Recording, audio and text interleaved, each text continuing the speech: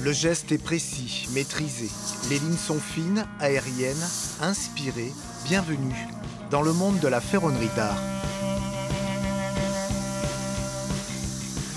Un métier difficile, généralement pratiqué par des hommes. Pourtant ici, perché sur le plateau du Larzac, derrière ce masque, se cache une femme. C'est vrai que ça peut surprendre. Ça surprend pas mal. Au début, quand j'ai exposé et que mon compagnon était à côté, c'est lui qu'on allait voir et je disais ah non, c'est moi. Ça intrigue. Ah bon, mais comment c'est possible? Alors des fois, on me demandait de montrer mes mains. Ou... Il y a des gens qui me disent oh, on viendra vous voir à l'atelier pour être sûr que c'est vrai, par exemple.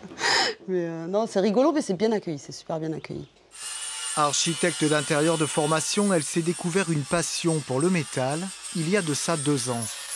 Son dada, les luminaires. La lumière, c'est quelque chose qui m'a toujours plu, qui m'a toujours fascinée. J'ai toujours aimé les ambiances que ça pouvait donner, comme dans un lieu qui est par exemple pas très beau. Un luminaire, de suite, l'éclairage peut donner une chaleur à une pièce, par exemple. Donc le luminaire, pour moi, ça a toujours été ça, en fait. Karima est une artiste atypique qui travaille avec ses tripes, comme elle aime le dire.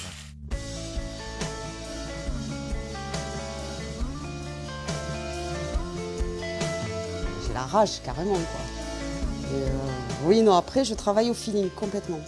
J'arrive, je travaille absolument pas les choses. J'ai tout en tête, je note pas, je suis pas du genre à dessiner sur un bout de papier.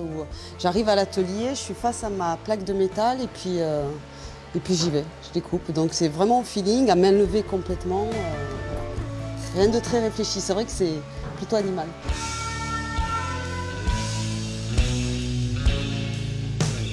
Des luminaires ornés de volutes, un jeu d'ombre et de lumière qui s'élève vers le ciel. Des tableaux métalliques aussi, qui changent d'apparence en fonction de la technique employée. Alors moi je travaille à l'acide, que je dilue forcément, donc on appelle ça de l'eau forte du coup. Mais suivant comment c'est dilué ou suivant comment on l'applique, que ce soit de jour, de nuit, sous la pluie, en extérieur, en intérieur, plein de choses comme ça, on peut avoir et des textures différentes et des teintes complètement différentes. Jamais à court d'idées, de nouvelles créations sont d'ores et déjà à l'étude quelque part dans sa tête. Mais chut, c'est encore un secret.